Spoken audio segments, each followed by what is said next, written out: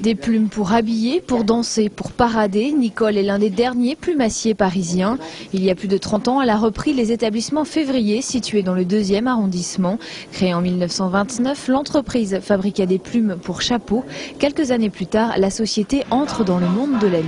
C'est grâce à Mistinguett qu'on a commencé à se lancer vraiment dans les plumes pour le spectacle. À l'époque, il y avait juste la meneuse de revue et les gens à côté n'avaient pratiquement rien.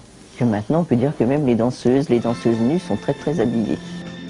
Les établissements Février deviennent alors le fournisseur officiel du Moulin Rouge et du Lido. Aujourd'hui, Nicole et ses 5 ouvrières travaillent aussi pour la haute couture.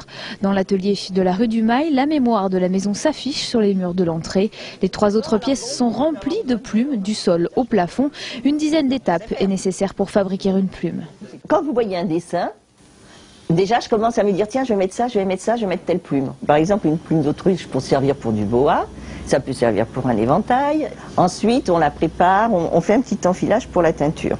Et quand ça vient ici, de nouveau c'est trié. Et ensuite, chaque plume est travaillée individuellement avant d'être montée. Comptez 120 heures de travail pour une tenue de cabaret.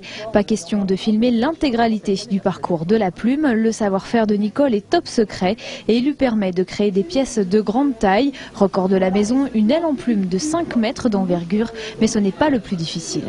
Là où je me suis peut-être le plus embêtée, c'est pour un petit truc grand comme ça, qui était pour le 5 de Chanel avec Jean-Paul Gould. Il voulait faire une très belle queue pour la publicité du 5 de Chanel, donc ça, la très belle queue, aucun problème. Mais ensuite, il voulait refaire un modèle réduit pour mettre dans une cage et ça faisait 5 cm.